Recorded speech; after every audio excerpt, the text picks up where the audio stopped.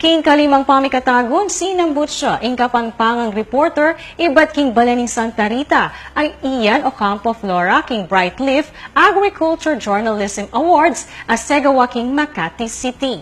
Ay ning balita ng Patricia Mamangon. Pasibayo yang sinambot ing kapampangang talapamalita, king Pekatalwing Brightleaf Agriculture Journalism Awards, Asegawa king Fairmont Hotel king Makati City.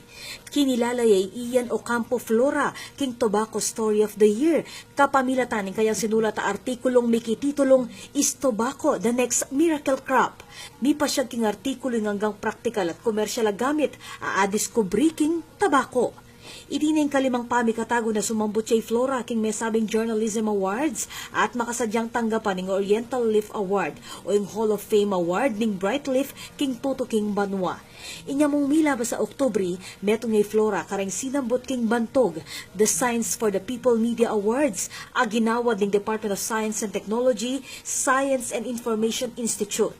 Kabang adwa pang kawaning major awards at metong a minor citation ng tinggap na niti king Philippine Agricultural Journalists, San Miguel Corporation o mas kilala king Binhi Awards. Bay checking Balen Santa Rita y Flora at 12 banwa ng reporter ng Sunstar, Pampanga. Ako po Patricia Mamangon para king News Force, Pampanga. Balitang tutuking Balen, susunod.